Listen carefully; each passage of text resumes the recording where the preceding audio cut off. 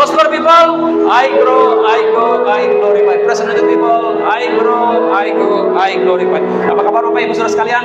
Katakan sehat, kuat, makmur, panjang umur, awet muda, terberkati Tuhan. Katakan amin. Sebelum duduk katakan, aku anak yang dikasihi Tuhan. Aku anak kesayangan Bapa. Aku adalah orang benar yang sudah dibenarkan oleh karena imanku kepada Yesus. Dan aku adalah kebenaran Bapa dalam Yesus Kristus. Amin. BFA, my church, my home. Katakan amin. Silakan duduk.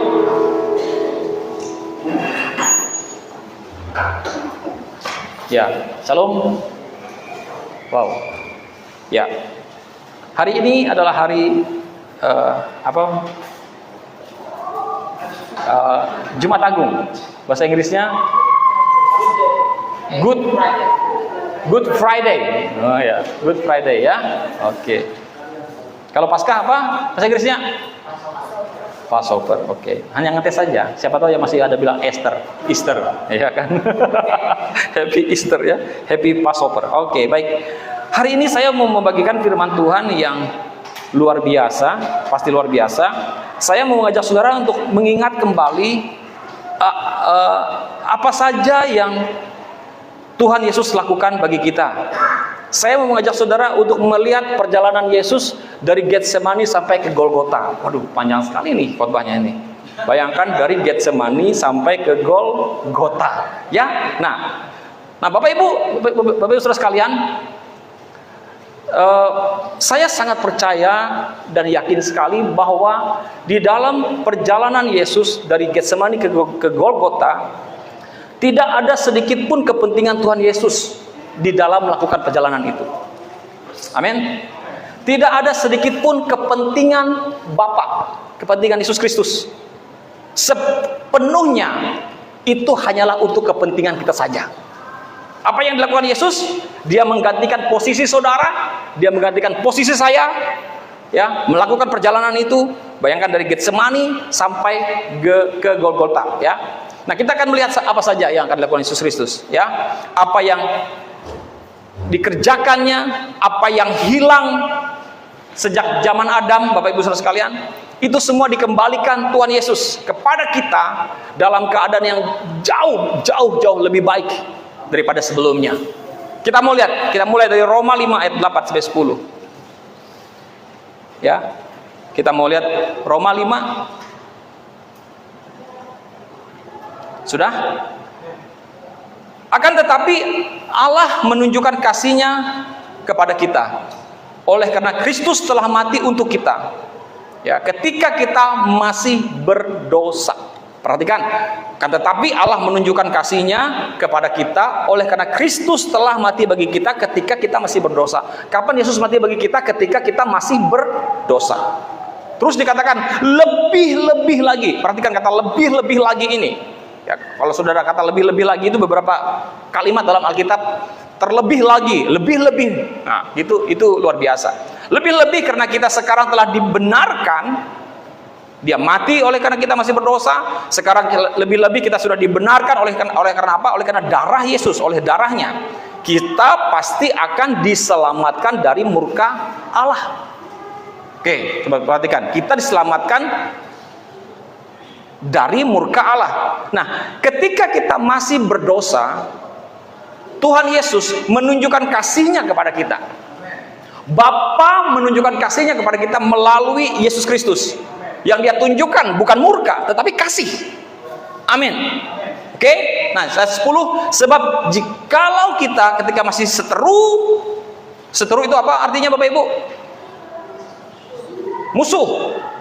Ketika kita masih seteru, diperdamaikan dengan Allah, ya, oleh kematian anaknya.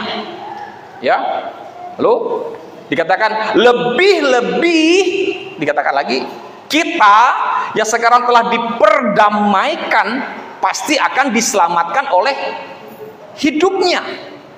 Dan bukan hanya itu saja, 11, kita malah bermegah dalam Allah oleh Yesus Kristus Tuhan kita, sebab oleh Dia kita telah menerima pendamaian itu. Jadi kata lebih-lebih berulang kali, ada 2 kali di situ dikatakan, ya, lebih-lebih 2 kali disampaikan di ayat 9, ayat yang ke-10.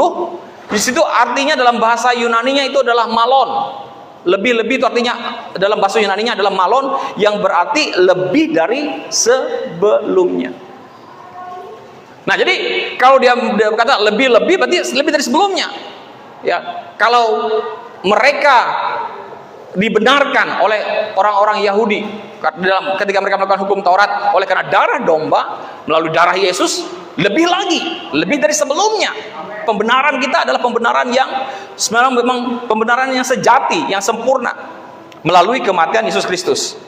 Nah, Bapak Ibu Saudara sekalian, Tuhan Yesus melakukan semuanya itu hanya, ingat, tadi saya katakan, untuk kepentingan saudara dan saya. Dia menggantikan semua yang hilang.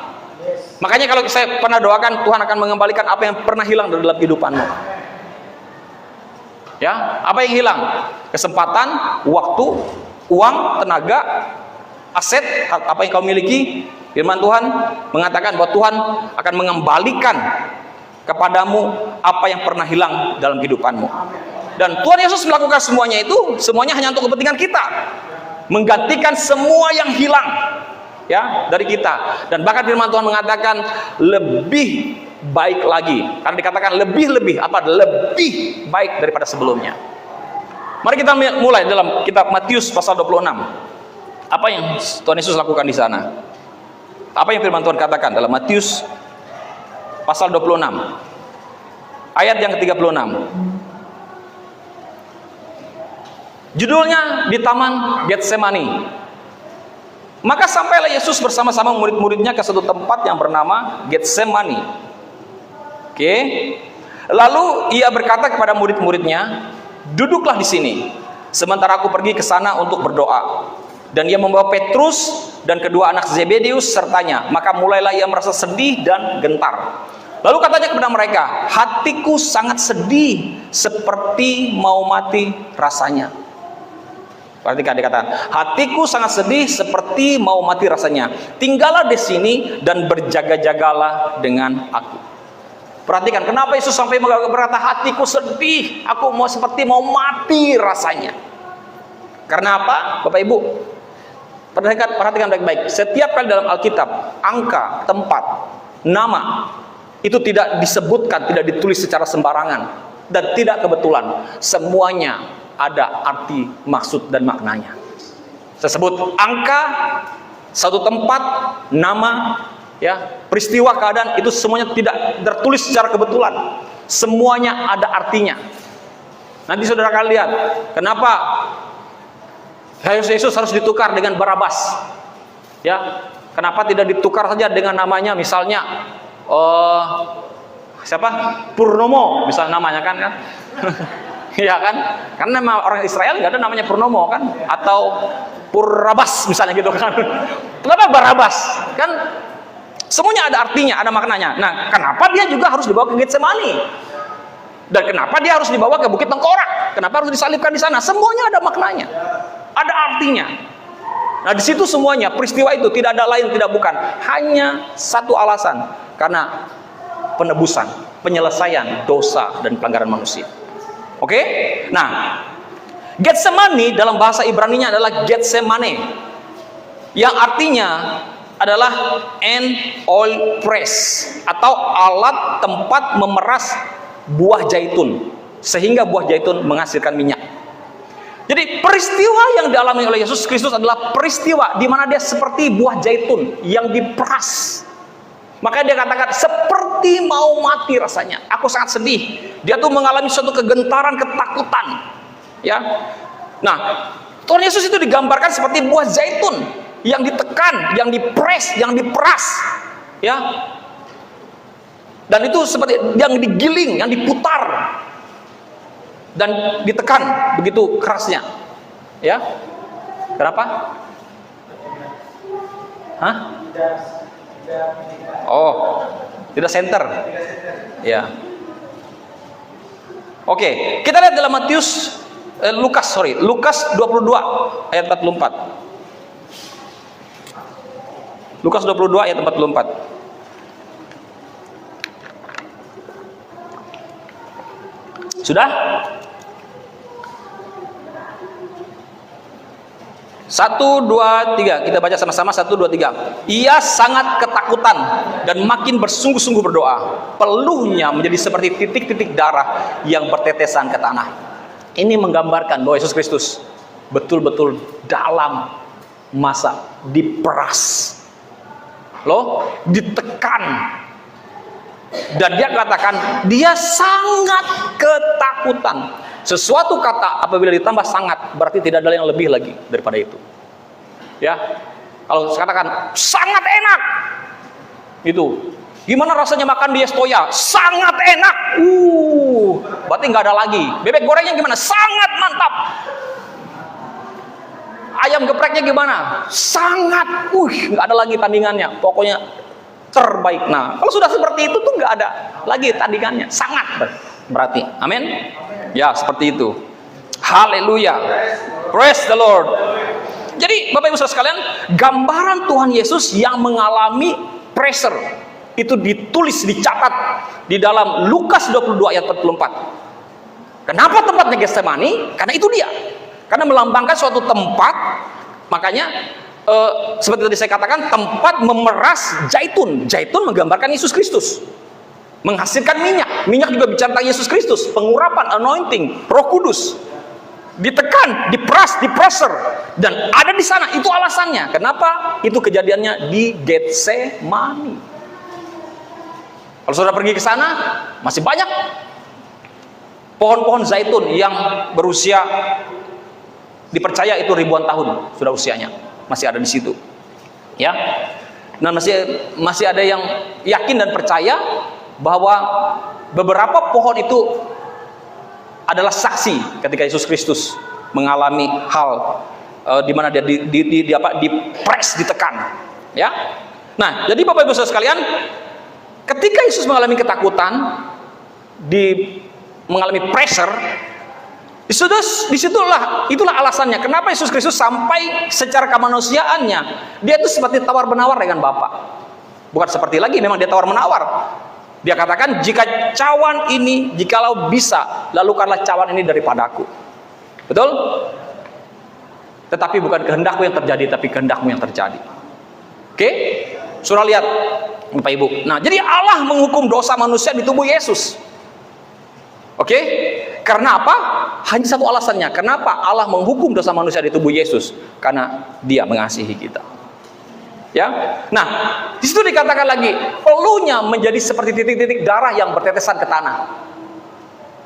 Dalam ilmu kedokteran, ya, peristiwa ini adalah satu peristiwa yang bisa terjadi di dalam diri manusia jikalau orang mengalami sangat ketakutan yang begitu sangat. Tapi Bapak Ibu Saudara sekalian, tidak akan ada manusia yang akan mengalami ketakutan seperti ini. Karena ini ketakutan yang paling sangat menakutkannya. Karena apa yang dalam Yesus itu adalah sesuatu yang paling sangatnya. Tidak ada orang yang paling menderita, paling miskin, paling melarat, paling dalam kesusahan, ya paling menderita. Di dalam kelahirannya pun itu hanya ada pada Yesus. Kenapa? Karena Yesus Kristus harus mengalami semua yang sangatnya, yang palingnya, karena dia harus menanggung semuanya. Supaya kita bisa merasakan, mengetahui bahwa apa yang kita alami ini adalah sesuatu yang sudah ditanggung Yesus, bahkan lebih daripada apa yang kita alami. Gitu, ya. Jadi, tapi secara ilmu kedokteran ini bisa terjadi yang namanya hematohidrosis. Ya, hematohidrosis. Yang artinya apa? Di mana peluh bercampur dengan darah. Peluhnya menjadi seperti titik-titik darah yang bertetesan ke tanah. Semuanya ada maknanya. Ya, dalam Ibrani 9 ayat 22, coba Saudara lihat Ibrani 9 ayat 22. Kenapa peluh? Kenapa itu darah? Itu kan peluh bercampur darah. Itu kenapa dia harus menetes ke tanah? Kenapa nggak menetes ke batu? Kenapa nggak menetes ke kayu? Semuanya ada maknanya. Maka tadi saya katakan, saya mau cerita perjalanan dari Getsemani sampai ke Golgota. Semua ini saudara, selama ini kita hanya cuma baca, cuma dengar. Tapi hari ini saya berusaha untuk membawa kita untuk memahami, mengerti apa semua makna-makna peristiwa-peristiwa itu terjadi itu maksudnya dan tujuannya apa. Ada artinya semuanya. Ya, kenapa dia jatuh ke tanah? Kenapa dia peluh? Kenapa dia peluh? Kenapa dia tanah? Semuanya ada hubungannya. Ya, dengan peristiwa-peristiwa yang terjadi sebelumnya. Ayat 22, kita baca sama-sama. Dan 1, 2, 3. Dan hampir segala sesuatu disucikan menurut hukum Taurat dengan darah. Dan tanpa penumpahan darah tidak ada pengampunan. Hehehe, haleluya. Tanpa penumpahan darah tidak ada pengampunan. Wow, luar biasa. Ya, kalau Yesus nggak mati, nggak menumpahkan darahnya, maka tidak ada pengampunan bagi kita. Kita lihat di dalam Kejadian 3, 17 sampai 19.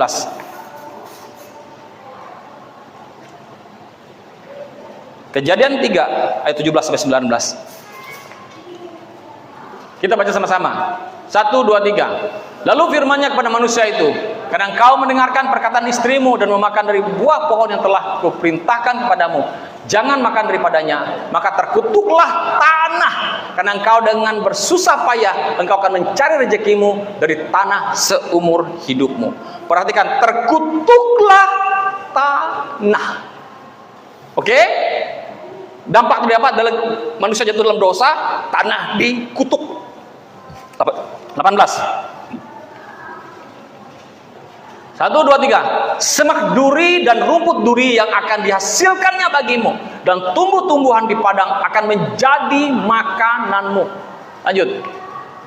1, 2, 3. Dengan berpeluh engkau akan mencari makananmu sampai engkau kembali lagi menjadi tanah, karena dari situlah engkau diambil, sebab engkau debu dan engkau akan kembali menjadi debu. Semuanya ada maknanya. Kenapa dia debu tanah? Kenapa dia di tanah? Kenapa dia berpeluh? Semuanya ada maknanya. Nah, saudara perhatikan, jelas tadi dikatakan bahwa Yesus Kristus, keringatnya, peluhnya bercampur dengan darah, titik-titik darah, dan jatuh ke tanah. Jadi waktu Bapak Ibu Saudara sekalian, waktu keringat Yesus bercampur darah menetes ke tanah, artinya apa?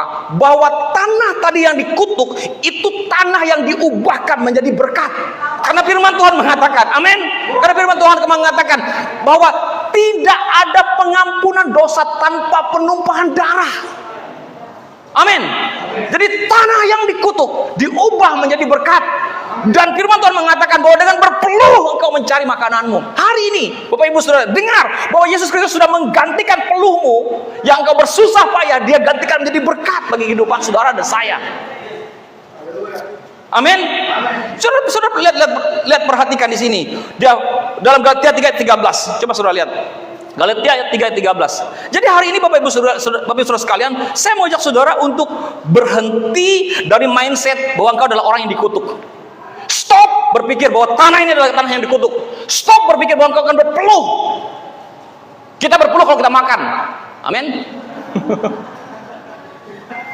Sebetulnya peluh itu tuh tidak berbicara tentang sesuatu yang apa ya, bukan sesuatu yang kayak semacam, wah kan bapak saya juga kerja masih berpeluh pak, bukan maksud seperti itu, tapi itu bicara tentang kutuk, berbicara tentang kesusahan dalam kehidupan kita. Nah, hari ini Bapak Ibu Saudara sekalian, coba saudara lihat Galatia 3:13, firman Tuhan mengatakan, sama-sama kita baca, 1, 2, 3, tetapi Kristus telah menebus kita dari kebinasaan. Sorry, saya baca YH. 1, 2, 3. Kristus telah menebus kita dari kutuk hukum Taurat dengan jalan menjadi kutuk karena kita. Sebab ada tertulis, terkutuklah orang yang digantung pada kayu salib. Katakan amin. Amin.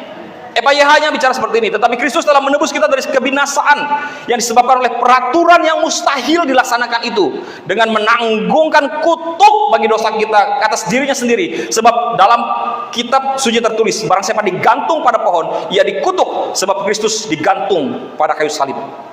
Katakan amin. Amin. Jadi setiap kutuk-kutuk yang diucapkan di dalam kejadian itu, yang diberikan kepada manusia, itu semuanya digantikan Yesus menjadi berkat. Semuanya ditanggung. Di situ dikatakan ayat yang ketiga, 13 tadi, bahwa Yesus menebus kita dari kutuk hukum Taurat dengan jalan menjadi kutuk karena kita. Ya, kutuk dosa, kutuk hukum Taurat. Di dalam terjemahan yang lain, di dalam ayat yang lain dikatakan Tuhan Yesus menebus kita dari kutuk dosa, dari kutuk hukum Taurat, ya, dari kutuk maut. Dia tebus, dia gantikan dalam kehidupan kita. Amin. Jadi tidak ada lagi, Bapak Ibu Saudara sekalian, tanah yang dikutuk. Artinya kemanapun engkau pergi, ke tanah manapun engkau pergi, pasti engkau diberkati. Dan tanah ini tidak berbicara tentang tanah yang kita, tidak hanya bicara tentang tanah yang kita injak, tapi tanah ini berbicara tentang apa? Berbicara tentang pekerjaan. Karena ayat Kejadian itu bicara tentang apapun yang kau kerjakan, kan tanah yang kau menghasilkan, yang kau coba buka tadi di Kejadian 3 ayat 17 tadi. Coba saudara perhatikan di situ. Karena engkau mendengarkan perkataan istrimu memakan buah. Nah, yang telah kuperintahkan kepadamu, jangan makan daripadanya, maka terkutuklah tanah karena engkau dengan bersusah payah engkau akan mencari rezekimu dari tanah seumur hidupmu. Jadi ketika dia bicara tentang tanah, ini berbicara tentang pekerjaan. Jadi jangan takut untuk dipindah kemanapun, ditaruh dimanapun. Karena apa? Karena engkau bukan begini. Yang membuat itu diberkati itu adalah diri saudara. Yang dikutuk itu memang dikatakan terkutuklah tanah, betul? Tapi dia sudah mencurahkan darahnya, menebus kita dan membuat tanah itu dia ubah menjadi berkat. Dan yang kedua, yang diberkati itu adalah saudara dan saya. Dia menggantikan segala kutuk dan dosa itu dalam kehidupan saudara dan saya. Jadi apapun yang kita kerjakan itu membuatnya jadi berhasil. Amin. Makanya itu Ipur, ya, di saat COVID dapatkan visi dari Tuhan bersama istri untuk buka apa? Jasa titip. Amin. Jasa titipnya hal ini coba menjadi jasa titip yang sangat luar biasa di mana-mana. Amin. Nggak ada, kalau ada aplikasinya bisa dibikin aplikasi. Saudara tahu kenapa dia menjadi seperti itu? Karena jasa titipnya adalah jasa titip yang karismatik. Oh, haleluya, haleluya. Amin. Amin. Jadi apapun yang kita kerjakan semuanya karismatik. Penuh dengan urapan, penuh dengan kuasa Allah. Kenapa? Karena kita diberkati. Jangan takut melangkah. Pasti kita diberkati. Amin. Jadi berjalan dengan mindset ini.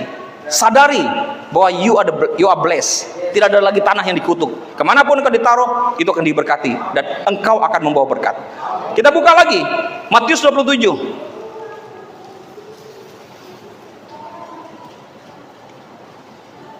Ayat yang ke-21.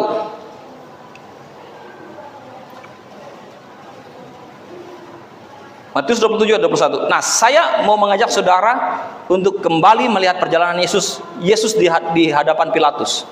Ya. Sudah? Matius 27 ayat yang ke-21. Wali negeri menjawab dan berkata kepada mereka, "Siapa di antara kedua orang itu yang kamu kehendaki kubebaskan bagimu?" Kata mereka, "Barabas." Maka tadi tidak ada kebetulan setiap kali nama yang disebut, tempat atau angka yang disebut, ada makna dan maksudnya. Kata Pilatus pada mereka, "Jika begitu apakah yang harus kuperbuat dengan Yesus yang disebut Kristus?" Mereka semua berseru, "Ia harus disalibkan."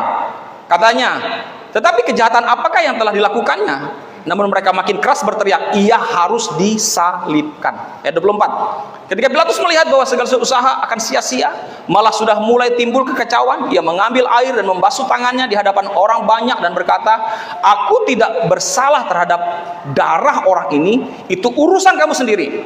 Ayat 25. Dan seluruh rakyat itu menjawab, "Biarlah darahnya ditanggungkan atas kami dan atas anak-anak kami." Lalu ia membebaskan Barabas bagi mereka, tetapi Yesus disesahnya lalu diserahkannya untuk disalibkan. Bapak Ibu Saudara sekalian, di dalam cerita ini, Matius 27 ini bercerita tentang bagaimana terjadi pertukaran antara Yesus dan Barabas. Amin. Yesus dan Barabas bertukar tempat yang seharusnya, coba saudara bayangkan ya, membayangkan seorang penjahat pembunuh ditukar dengan Yesus Kristus. Tidak ada kejahatan yang dia buat, tidak ada pembunuhan, tidak ada pencurian, tidak ada perampokan, tidak ada pemerkosaan yang dia lakukan. Tapi dia harus mengalami bertukar dengan penjahat yang jelas-jelas pemberontak, teroris, membunuh orang. Bayangkan kalau kita masukkan ke akal itu nggak bisa masuk akal, tetapi itu harus terjadi. Harus terjadi. Dan orangnya namanya Barabas, bukan Purabas, tapi Barabas. Amin. Dan ternyata Bapak Ibu, Barabas itu dalam bahasa Ibraninya adalah Baraba. Baraba. Coba kalau sudah kau dengar film The Passion of Christ, mereka nggak sebut Barabas, Baraba. Tonton aja The Passion of Christ. Kan Passion of Christ itu kan pakai bahasa Ibrani. Ya. Pilem itu pakai bahasa Ibrani, pakai bahasa aslinya seperti itu, bahasa Yunani. Nah, Barabas ini kan artinya bar, dari dua kata bar dan aba. Bar itu artinya anak, aba itu artinya bapak, jadi anak bapak. Nah, jadi Yesus Kristus itu menukar dirinya dengan Barabas supaya dosa-dosa Barabas melambangkan diri kita itu digantikan dengan Yesus Kristus. Yesus Kristus menanggung semua apa yang dialami oleh Barabas supaya kita memperoleh status identitas kita sebagai anak Bapa di surga. Amin. Nah, ini yang harus saudara pahami. Jadi peristiwa di salib bukan peristiwa yang hanya biasa-biasa, banyak makna yang terjadi. Supaya kita bertukar, Yesus Kristus menggantikan dosa kita, Barabas melambangkan diri kita, dan dia gantikan kita supaya kita menerima status identitas sebagai anak Bapa. Kemudian yang berikutnya, Bapak Ibu Saudara sekalian, waktu itu saudara lihat Yesus dicambuk, dia disesah. Disesah itu artinya dia dicambuk, ya. Di ayat yang 25, oke. Oh, di ayat 26. Lalu ia membebaskan Barabas bagi mereka, tetapi Yesus disesahnya, lalu diserahkannya untuk disalibkan. Disesah artinya dicambuk. Jadi saya pernah bagikan hal ini, Bapak Ibu, bahwa cambuk yang dipakai oleh orang Romawi itu adalah namanya adalah Roman plagrum. Roman plagrum. Cambuknya itu seperti kelereng, ada kelereng terus ada tulang, ada besi, ada apa yang lengket di situ, yang ditempelkan di situ. Nah, apabila itu dipukulkan, dicampukkan ke dalam tubuh seseorang, maka dia akan mengoyak, akan tercabik. Dan ingat baik-baik, ketika dia mencabik, mengoyak, ya, mencabik, mengoyak tubuh kita, Bapak Ibu Saudara sekalian, tubuh manusia itu tidak hanya cuma bagian depan saja, tapi dia akan mengoyak sampai kepada tulang-tulang kita pun kelihatan. Makanya firman Tuhan dalam kitab Yesaya menulis bahwa rupa Yesus, rupanya tidak seperti anak manusia lagi. Ya, masih ada pun gambaran pun. Lama nggak nyarinya? Lama, ya udah. Ya, saudara membayangkan aja. Nah, jadi waktu dicambuk, Bapak Ibu, tubuh Yesus itu hancur. Kenapa hancur? Karena di firman Tuhan mengatakan oleh bilur-bilurnya, oleh hancurnya tubuhnya, oleh luka-lukanya kita menjadi sembuh. Sesungguhnya dikatakan penyakit kita lah yang ditanggungnya. Dan firman Tuhan mengatakan bahwa oleh bilur-bilurnya kita menjadi sembuh. Oke? Apa tujuannya Bapak Ibu Saudara sekalian? Tujuannya adalah bahwa ketika tubuh Yesus itu dicambuk, Bapak Ibu, lukanya itu bukan cuma spot-spot. Berapa kali Yesus dicambuk? 40 kali. Lukanya itu bukan cuma spot-spot, oh lukanya di sini lalu di sini, tidak. Luka-lukanya itu menjadi luka yang menjadi satu kesatuan. Cambukan tidak hanya terjadi karena cambukan, tetapi terjadi juga karena pukulan, karena tempeleng, karena dipukul, dicambuk, dipukul, ya. Kemudian ditusuk, dilukai dan berbagai macam alat, dipaku. Itu terjadi. Amin. Nah, itu yang terjadi pada Yesus. Nah, kenapa luka itu tidak menjadi spot-spot tidak terpisah-pisah seperti itu? Karena memang ada tujuannya. Tujuannya adalah supaya luka itu menjadi satu kesatuan luka yang menyatu di dalam diri Yesus. Maka dikatakan oleh bilur-bilurnya. Bilur itu dalam bahasa Yunaninya adalah moloch, yang berarti apa? Luka menjadi satu kesatuan. Dengan tujuan apa? Supaya dimanapun keberadaan sakit penyakit di tubuh saudara, semua ditanggungnya dan semua sudah di-cover melalui luka yang terjadi di dalam tubuh Yesus. Katakan amin.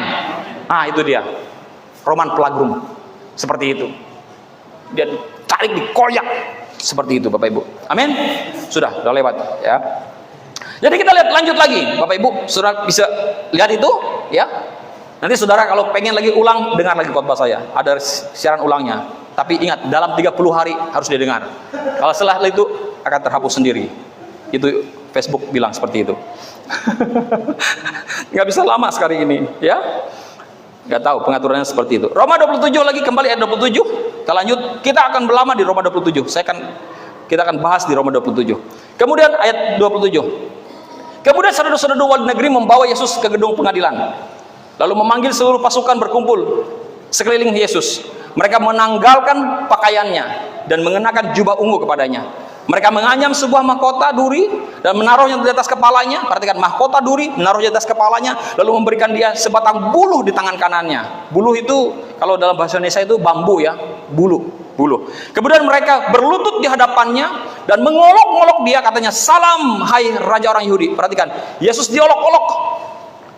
Kenapa dia harus diolok-olok? Kemudian berikutnya lagi, mereka meludahinya dan mengambil buluh itu dan memukulnya ke kepalanya. Kenapa dia harus diludahi? Ayat 31, sesudah mengolok-olok dia, mereka menanggalkan jubah itu daripadanya dan mengenakan pula pakaiannya kepadanya. Kemudian mereka membawa dia keluar untuk disalibkan. Ya, sebentar, coba kita buka. Ada ayat lain di mana Yesus Kristus juga diolok-olok, ya. Di dalam Matius pasal 26 ayat yang ke-67. Tadi Yesus dibawa kemana tadi? Ya, dia 27. Nanti kita lihat. Nah, sekarang Matius 26 ayat 57. Oke.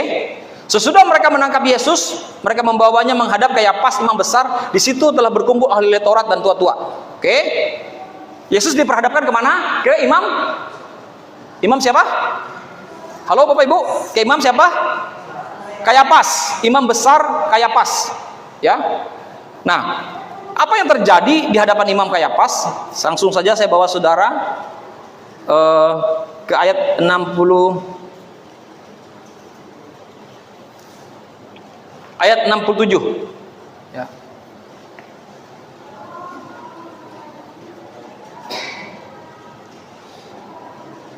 Oh, ayat 60, ya. Ayat 62, coba. Lalu imam besar itu berdiri kepadanya, "Tidakkah engkau memberi jawab atas tuduhan-tuduhan saksi-saksi ini terhadap engkau?"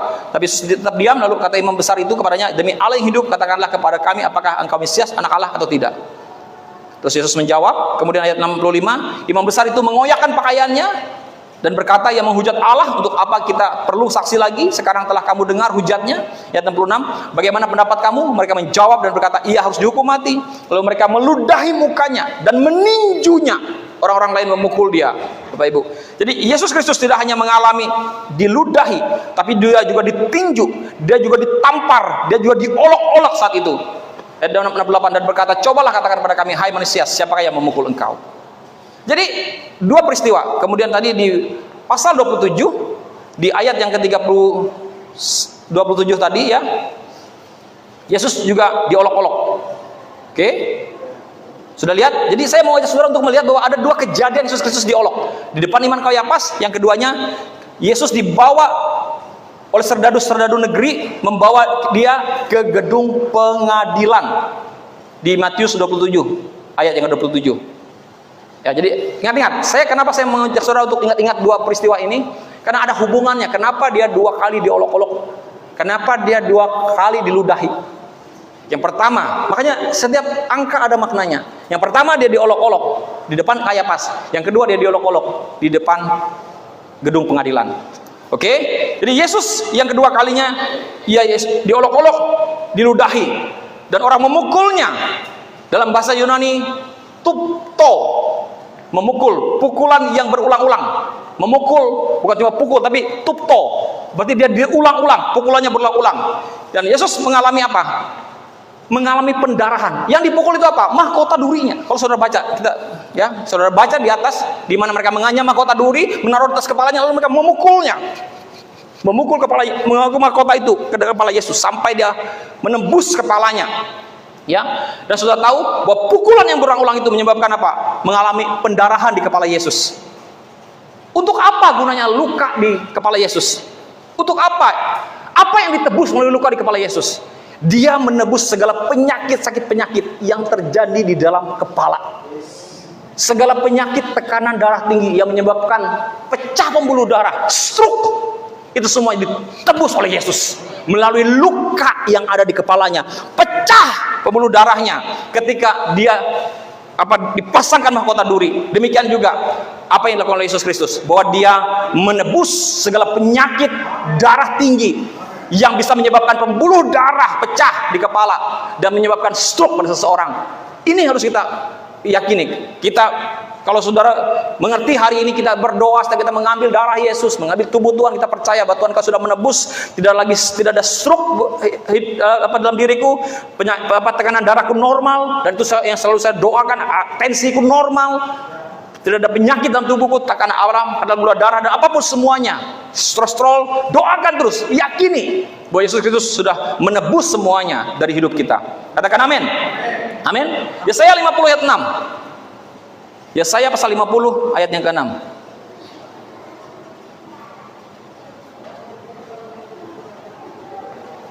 Aku memberi punggungku kepada orang-orang yang memukul aku. Oke? Dan pipiku kepada orang-orang yang mencabut janggutku. Oke? Perhatikan. Aku tidak menyembunyikan mukaku ketika aku dinodai dan diludahi.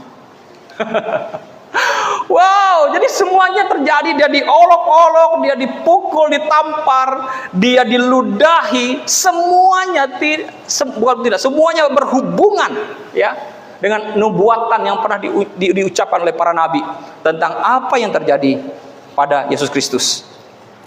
Ya, sudah perhatikan bahwa 2 kali Yesus diolok-olok, diludahi.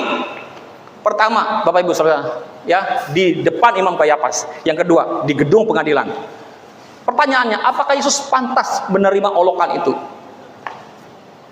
Tidak pantas. Semuanya terjadi hanya karena apa? Karena saudara dan saya. Amin. Hanya karena kita. Coba kita lihat apa yang Yesaya sebutkan kembali. Jadi dia diolok, dia diludahi 2 kali dan terjadi itu.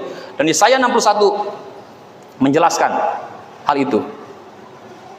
Ayat yang ke-7. Katakan amin. Amin.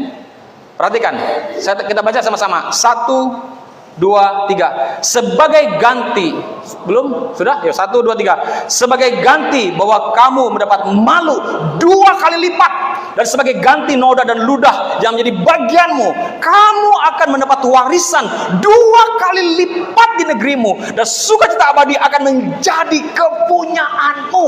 Wow, amin. Coba kau lihat, 2 kali. Amin. Sebagai ganti kamu mendapat malu 2 kali lipat. Amin. Kemudian dia dikata sebagai ganti noda, olok-olok, ludah menjadi bagianmu 2 kali lipat. Kenapa dia harus menanggung 2 kali lipat? Dipermalukan, dinodai, diolok-olok, kemudian diludah. Kenapa? Supaya dia bisa memberikan warisan 2 kali lipat kepada saudara dan saya. Dan dikatakan sukacita abadi akan menjadi kepunyaanmu.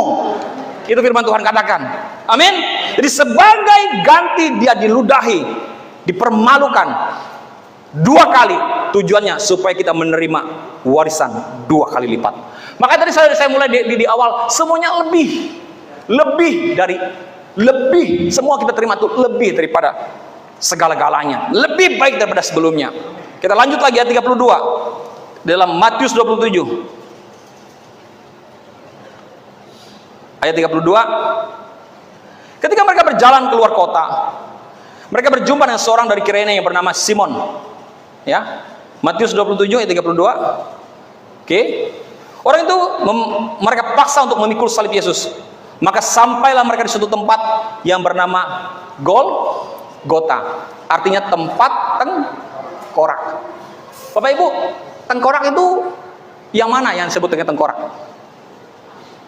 Apa? Hah? Kepala, ya. Skeleton. Itu tulang-tulang. Tapi ketika dia berbicara tentang tengkorak, itu kepala.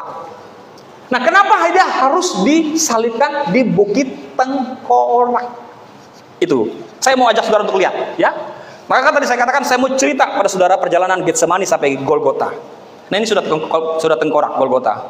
Mau selesai? Oh, belum, masih ada. Amin. Ya, perhatikan. Golgota tertulis sebagai tempat tengkorak.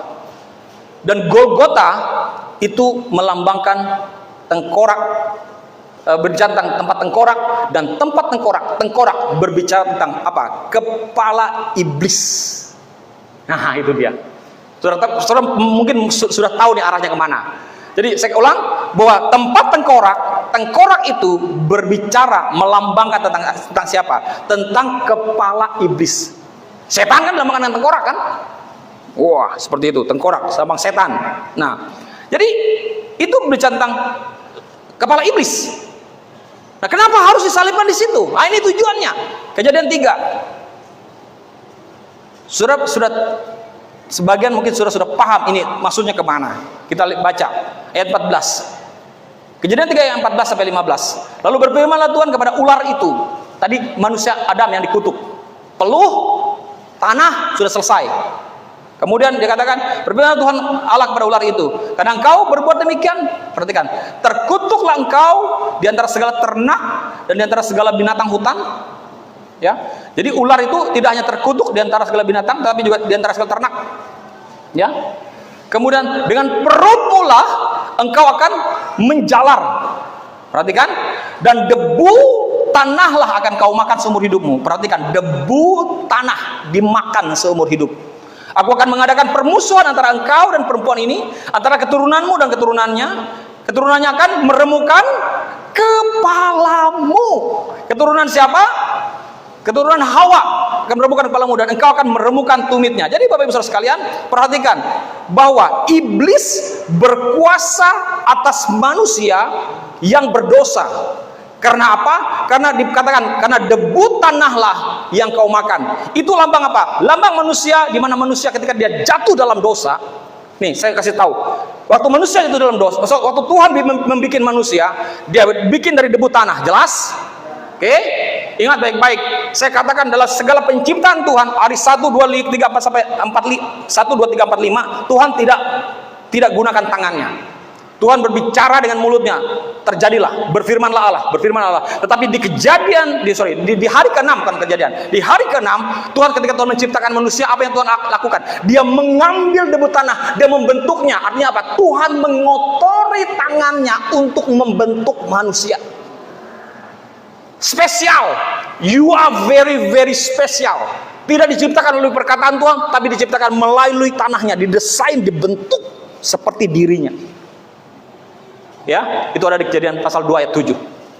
Ya, di mana Tuhan membentuk manusia dengan cara apa? Mengotori tangannya, memegang tanah, dia bentuk itu. Nah, dia hembuskan apa hidup? Nefes haya, roh dihembuskan. Hidup. Tapi waktu ketika manusia jatuh dalam dosa, jatuh dalam dosa, apa yang terjadi? Terputus hubungan antara manusia dan Tuhan. Manusia tetap hidup karena ada roh manusia dalam diri manusia, tetapi roh Tuhan tidak bisa lagi tinggal dalam diri manusia. Kenapa? Karena manusia berdosa. Tuhan kudus, manusia berdosa, najis. Kekudusan dan kenajisan tidak bisa bersatu, makanya dia keluar dari dalam diri manusia. Disitulah iblis memakan debu tanah, berkuasa mengendalikan manusia. Sudah paham maksud saya? Amin? Sudah menerima ini? Tangkap ini? Jadi iblis berkuasa atas manusia yang berdosa, karena di situ dikatakan karena debu tanahlah yang kau makan, dikatakan. Oke? Ayat berapa itu? Ayat 14. Dengan perutmu kau akan menjalar, dan debu tanahlah akan kau makan seumur hidupmu, dikatakan. Wow. Di situ. Makanya saya katakan iblis ketika dia mendengar bahwa ada keturunan yang akan meremukkan kepalanya, dia cari siapa dia. Sudah tahu ayat 15 siapa yang dimaksud keturunan itu? Itu adalah Yesus Kristus. Katakan amin. Itulah sebabnya Yesus tidak akan pernah disalibkan dimanapun tempatnya selain di bukit Golgota, tempat tengkorak. Nggak akan pernah disalibkan dimanapun. Dan kalau saudara pergi di sana, saudara akan lihat dari satu sisi, itu bukit betul-betul seperti kepala tengkorak. Betul-betul seperti kepala tengkorak. Mata dua, hidung, mata bolong. Tengkorak gitu, mata bolong, betul, hidung bolong, dan mulut bolong. Dan bukit itu betul-betul bukit tengkorak. Nah, jadi saya ulang lagi bahwa Tuhan Yesus tidak akan disalibkan dimanapun selain di bukit Golgota, tempat tengkorak. Artinya apa? Artinya yang berarti tadi tempat tengkorak artinya adalah kepala iblis.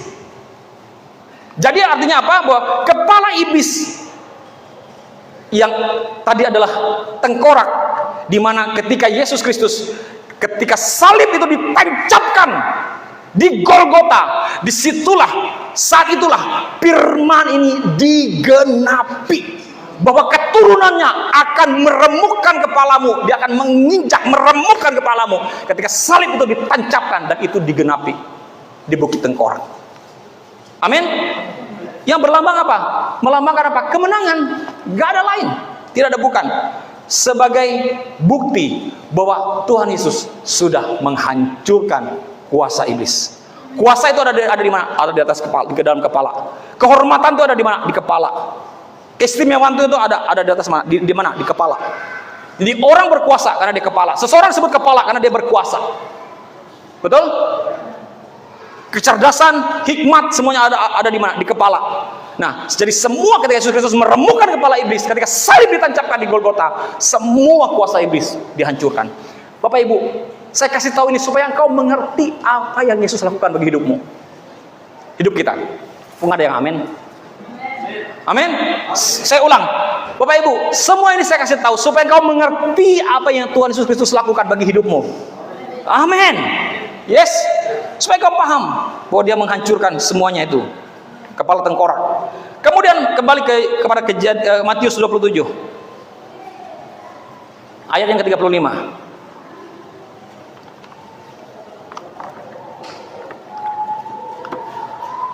Sesudah menyalibkan dia, ya,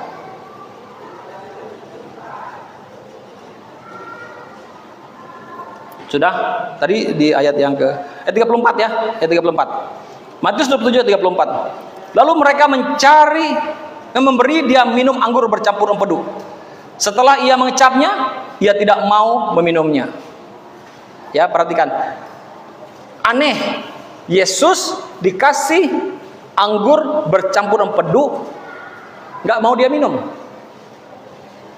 Oke? Tetapi ketika anggur itu bercampur asam, dia minum. Nanti ada ayat lain yang menulis itu. Nah, apa maknanya? Kenapa dia tidak mau meminum anggur bercampur empedu? Ternyata, ya, anggur bercampur empedu itu mempunyai khasiat untuk meredakan rasa sakit atau menghilangkan rasa sakit. Ya, saya tahu beberapa obat rasa sakit, ya, paracetamol, asam empenamat, ya Bu Dokter, Ponstan, apalagi Bu Dokter, Ponstan itu kadang-kadang mungkin juga mengandung paracetamol juga. Ya, seperti itulah, dia meredakan rasa sakit. Meredakan rasa sakit yang paling top itu adalah heroin. Ya. Kalau tentara perang itu kan mereka bawa heroin. Kalau kena tembak itu disuruh dikonsumsi heroin atau ditaruh di lukanya, itu meredakan rasa sakit. Itu zaman-zaman perang-perang dulu. Mereka yang berperang, bukan saya. Oke. Jadi Yesus tidak meminum anggur bercampur empedu karena itu mengandung khasiat yang meredakan atau menghilangkan rasa sakit. Yesus itu menolaknya. Kenapa dia menolaknya? Karena dia memilih rasa sakit dan penderitaan itu. Supaya apa? Supaya kita tidak pernah lagi merasa sakit dan penderitaan di dalam hidup kita. Dia mengambil itu.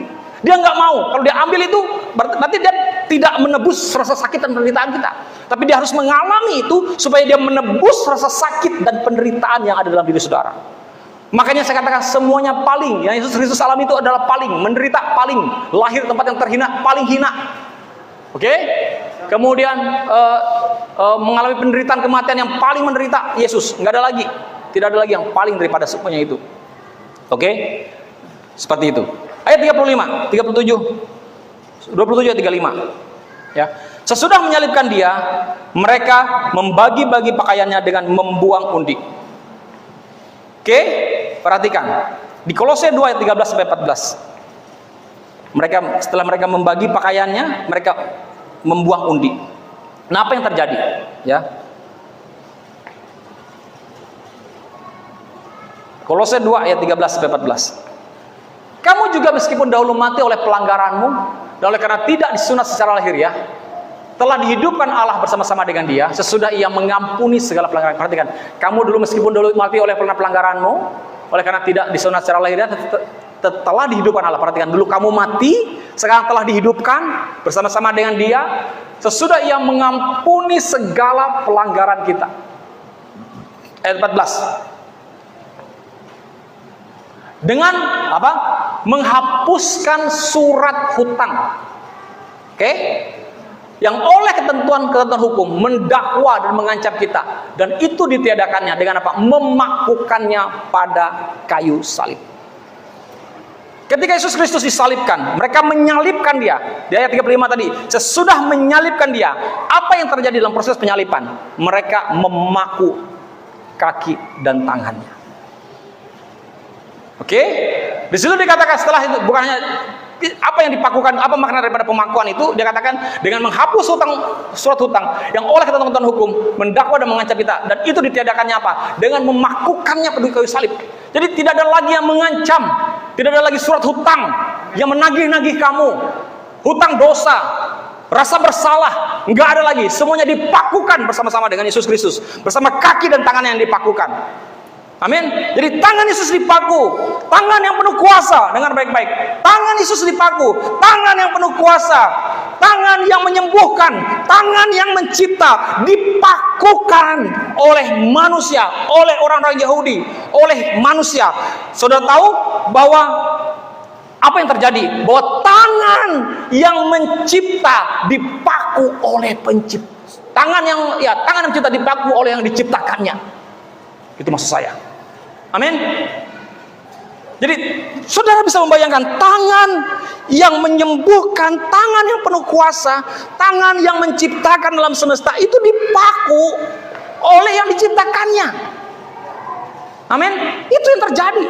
Di mana manusia, gambaran kita juga, orang-orang Yahudi, tidak hanya bicara cuma mereka, tapi gambaran kita mewakili seluruh umat manusia yang telah memakukan Yesus Kristus di kayu salib. Ibaratnya begini, kita kasih makan seseorang, kita tolong hidup seseorang, ya, lalu orang ini jahat sama kita.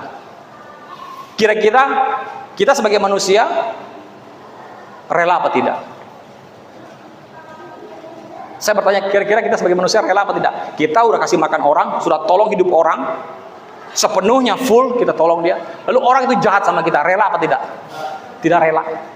Tapi Yesus rela. Amin. Dia rela. Ya, hati kita pasti tidak rela kalau lihat orang sebut kareh kemiangata. Kita seperti itu. Nah, kalau kita sampai bisa rela, itu karena ada kasih tadi. Karena dia harus melakukan itu supaya kita bisa, setiap kali kita mengalami suatu kesusahan, penderitaan apapun, kita harus cepat-cepat lihat pada Yesus. Oh, sudah selesai oleh Yesus. Oh, penderitaan saya sudah selesai oleh Yesus. Amin. Kita bisa berseru berteriak, Tuhan terima kasih, Engkau sudah menderita bagiku lebih lagi daripada apa yang kualami dan kurasakan. Amin. Tapi perhatikan, Tuhan Yesus, dia rela melakukannya karena memang harus dia melakukannya. Kemudian Matius 27 ayat 48.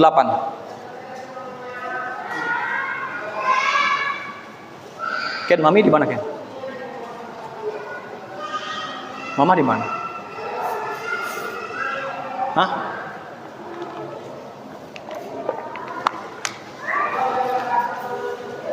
Di belakang kah? Atau di...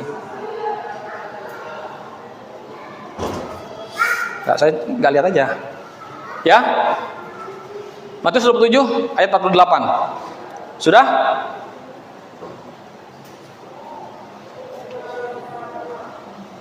Yuk. Pur.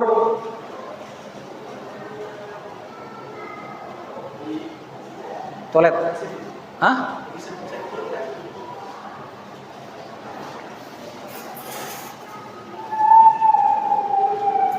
Ya.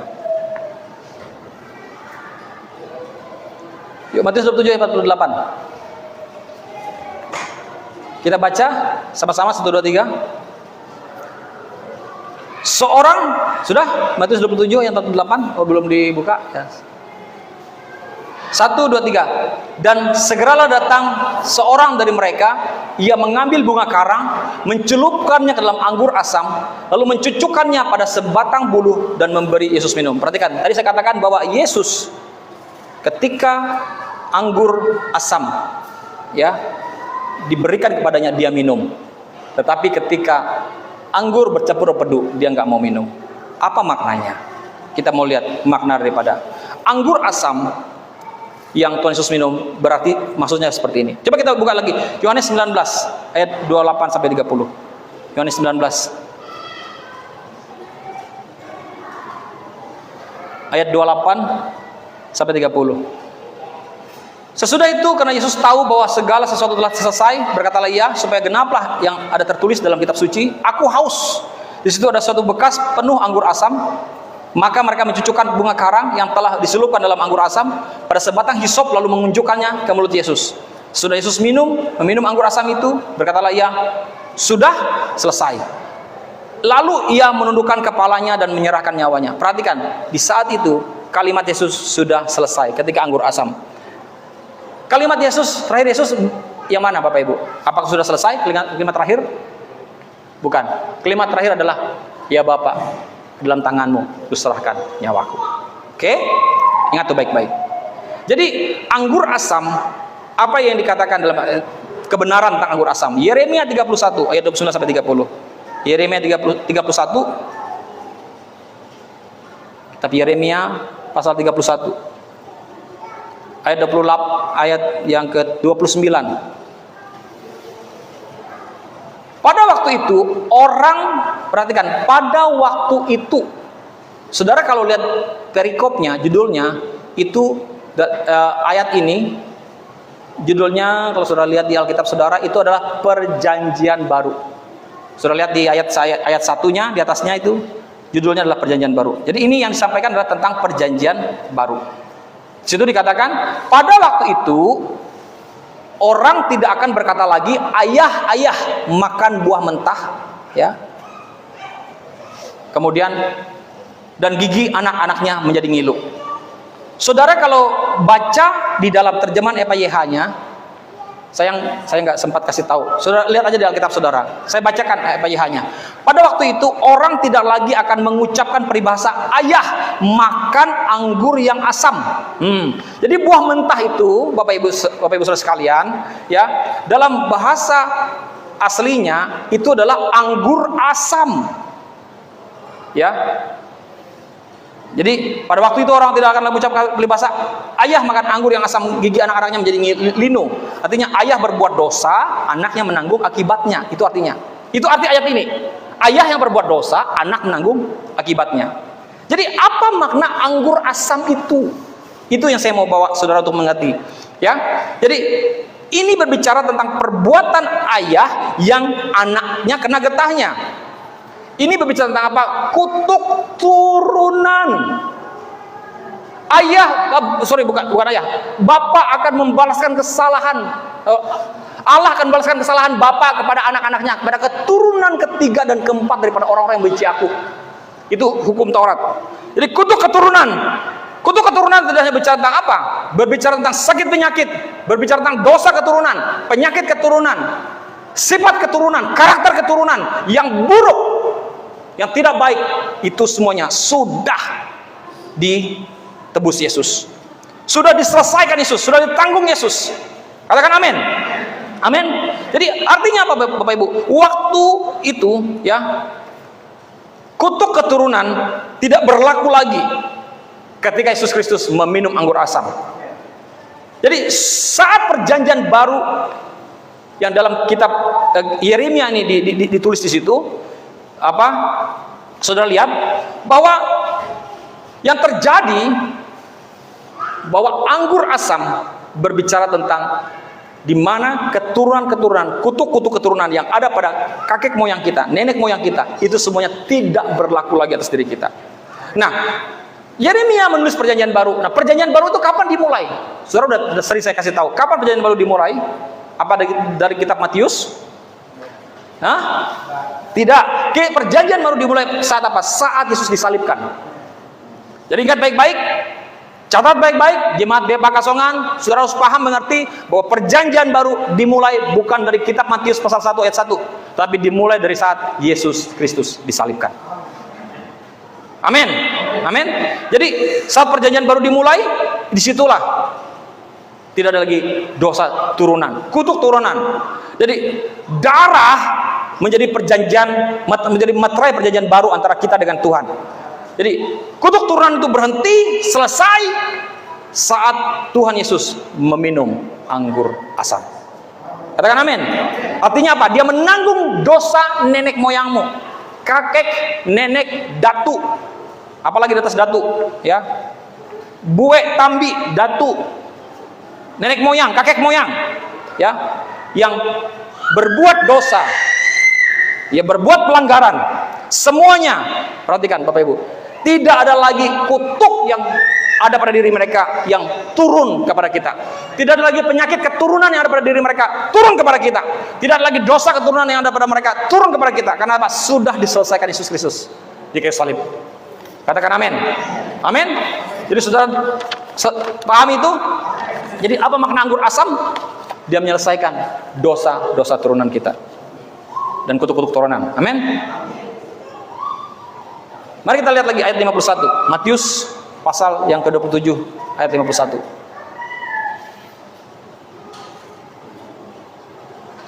Dan lihatlah, tabir bait suci terbelah dua, dari atas sampai ke bawah, dan terjadilah gempa bumi dan bukit-bukit batu terbelah.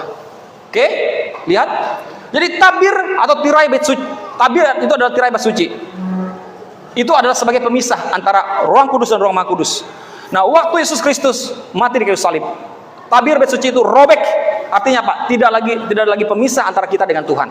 Saudara paham itu, saudara tahu itu, sudah sering saya sampaikan. Tabir bait suci melambangkan tidak ada lagi pemisahan antara kita dengan Allah. Nah, tapi saya mau ngajak saudara untuk memahami, ya, dari sudut pandang Yahudi. Matius 27 ayat yang ke-51. Ya. Nah, jadi dari sudut pandang orang Yahudi, apa yang dilakukan oleh seorang bapak ketika anaknya mati? Ya, seorang bapak ketika anaknya mati, apa yang dia lakukan? Dia akan merobek bajunya untuk menyatakan kesedihannya. Oke, amin. Salam. Halo, ya. Jadi ketika seorang anak mati, maka bapak akan merobek bajunya. Nah, jadi ini yang dilakukan oleh Yakub, Bapak Ibu. Ketika mendengar Yusuf mati, padahal Yusuf nggak mati. Saudara baca cerita tentang Yakub ketika kakak-kakak Yusuf kasih tahu kepada papanya Yakub bahwa Yusuf mati. Apa yang dia lakukan? Dia merobek bajunya. Kemudian apa yang terjadi pada Daud ketika dia mendengar Absalom mati? Yang terjadi apa? Dia juga merobek bajunya dan jubahnya. Itu yang terjadi. Ini artinya apa? Menunjukkan Bapak bahwa seorang bapak sangat sedih ketika anaknya mati. Dan ketika ketika Yesus Kristus mati di kayu salib, tirai bait Allah terbelah dua. Itu menunjukkan betapa sedihnya Bapak di surga. Apa yang terjadi pada Yesus? Betapa dia sedih. Dan bersama dengan kesedihan terbelahnya bait tirai itu menunjukkan, menggambarkan tentang hubungan kita dengan Bapa. Tidak ada lagi pemisah yang terjadi. Katakan amin. Amin. Jadi Bapa menyatakan betapa dia sangat sedih, dan juga sekalian dia membuat tidak ada pemisah lagi antara kita dengan dia. Dan hari itu apa yang terjadi? Yang sebelumnya yang ada ketika Bapa duduk dalam tahtanya adalah tahta penghukuman, tahta pengadilan yang menghakimi, yang menghukum manusia. Ketika tirai bait Allah terbelah dua, tahta penghukuman berubah menjadi tahta kasih karunia. Tidak lagi tuntutan. Saudara, kalau zaman perjanjian lama sebelum itu tirai terbelah dua, saudara itu nggak bisa datang kepada Tuhan dengan bebas. Saudara harus kudus. Kita harus suci baru bisa datang kepada Tuhan. Kalau kamu nggak kudus, nggak suci, mati, kata orang. Itu dia. Jadi ketika tirai terbelah dua, tidak ada lagi tahta penghukuman, tidak ada lagi tahta penghakiman, yang ada adalah tahta kasih karunia. Jadi setiap orang bisa datang kepada Bapa dengan keadaan apapun kondisi hidupnya. Kalau perjanjian lama sebelum tirai terbelah dua, itu orang harus datang dengan kekudusan, dengan kesempurnaan. Tetapi ketika tirai terbelah dua, setiap orang bisa datang walaupun dia berdosa, walaupun dia tidak sempurna. Amin. Dan setiap orang bisa datang dalam keadaan apapun dirinya, bisa datang pada Bapa. Dan saat itu terjadi, pertolongan Tuhan terjadi. Amin. Kemudian Yesus Kristus disalib. Dia berseru, Eli, Eli, lama sabatani. Allahku, Allahku, mengapa kau meninggalkan aku? Kenapa dia tidak memanggil Bapa? Saudara-saudara tahu itu? Bahwa supaya kita bisa memanggil Allah sebagai panggilan Bapa. Betul? Yang paling ditakutkan Yesus dalam ini saya kasih tahu, dalam setiap peristiwa perjalanan dari Getsemani ke Golgota, hanya satu hal, satu bagian yang Yesus takuti. Kenapa dia teriak? Kalau dia, sekiranya lalukan jangan daripadaku. Di antara semua penderitaan, pukulan, caci maki, tamparan, cambukan, tusukan, paku dan semuanya itu tidak menjadi apa-apa bagi Yesus. Tetapi hal yang paling menakutkan bagi dia adalah ketika dia tahu bahwa Bapa akan meninggalkan dia. Jadi itulah sesuatu yang paling menakutkan, yang juga harus kita ada dalam diri kita. Jangan sampai Bapa meninggalkan kita. Amin. Amin. Jangan sampai juga engkau meninggalkan Bapa, meninggalkan Tuhan. Amin. Jadi kalimat Yesus yang terakhir ketika dia berseru, tadi katakan sudah selesai, finish. Tetapi setelah dia selesai, apa yang dia panggil? Dia panggil, ya Bapa, ke dalam tanganmu kuserahkan nyawaku. Sewaktu dia berseru sudah selesai, Bapak Ibu, dosa-dosa sudah diserap. Ketika dia mengatakan sudah selesai, kalau saudara nonton film yang animasi tentang Yesus Kristus disalibkan, itu dosa, kutuk, penghakiman, condemnation, dan semuanya masuk dalam diri Yesus. Amin. Dia masuk semuanya. Dia ditimpa. Ingat, semuanya murka Allah ditimpakan pada Yesus. Dosa manusia, Bapak Ibu, saya ingatkan lagi saudara, dosa manusia berdosa, dan akibat dosa manusia harus menerima murka. Manusia harus dimurkai. Manusia harus menerima api murka Allah. Tetapi juga karena Tuhan adalah Tuhan yang penuh kasih, Tuhan juga adalah Allah yang penuh kasih. Karena dia mengasihi saudara dan saya, makanya dia tidak bisa menimpakan murkanya kepada kita. Harus ada yang menggantikan kita untuk menanggung murka itu, yaitu Yesus Kristus. Dia harus melampiaskan, meluapkan murkanya kepada Yesus, selesaikan semua pada diri Yesus. Api murka itu semua selesai kepada Yesus, oke? Yang menggantikan kita, menggambarkan tentang diri kita. Dan setelah itu, setelah dia selesaikan murka itu terbelah dua, dia berikan kasihnya. Karena dia juga adalah Allah yang melepaskan murka, tapi juga dia adalah Allah yang mengasihi, dan kedua-duanya dijadikan melalui Yesus Kristus. Sehingga hari ini tidak ada lagi murka Allah. Sampai tiba waktunya nanti, hari kiamat, baru itu murka Tuhan terjadi. Tetapi ketika Yesus Kristus hadir dalam dunia ini, maka kita menerima kasih karunia. Katakan amin.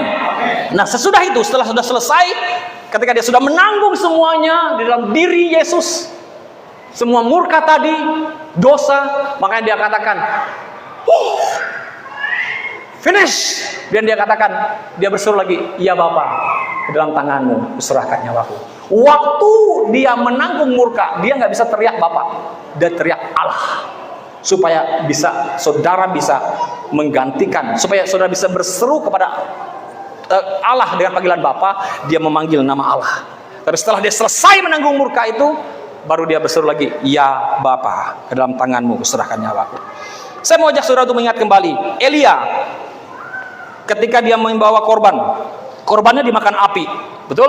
Ketika bertarung dengan dewa-dewa Baal, ya, korbannya disambar, kemudian mesbahnya juga disambar habis, korbannya habis, mesbahnya hancur. Itu artinya apa? Saya coba dengar baik-baik. Saya sudah mau selesai. Korbannya habis, mesbahnya hancur, dimakan oleh api dari surga, menyambar. Plus, itu menggambarkan apa? Melambangkan artinya apa? Bahwa api penghukuman Tuhan, dosa yang dilakukan oleh manusia lebih besar daripada korbannya. Korbannya habis, korbannya hancur, mesbahnya hancur oleh api itu, menggambarkan bahwa api itu, dosa itu lebih besar daripada korban. Tetapi waktu Yesus Kristus, ya, mati di kayu salib, tidak ada korban yang hilang, tidak ada korban yang hancur, tidak ada korban yang rusak. Itu menggambarkan, menunjukkan apa? Bahwa korban korban lebih besar daripada murka dan dosa manusia. Katakan amin. Siapa korban itu? Yesus Kristus. Jadi apapun yang terjadi, Yesus Kristus sudah menghapus dosa kita, ya, di dalam dunia ini. Waktu Yesus menyerap semua penghukuman itu, seperti saya tadi katakan, semua dosa di tubuhnya, korban yang tadi, yang dia sebagai korban tadi, semuanya diserap dan semuanya itu masuk dalam tubuhnya. Tetapi dia, waktu dia tergantung di kayu salib, dia tidak seperti korban Elia yang hilang, hancur, rusak, habis dimakan api.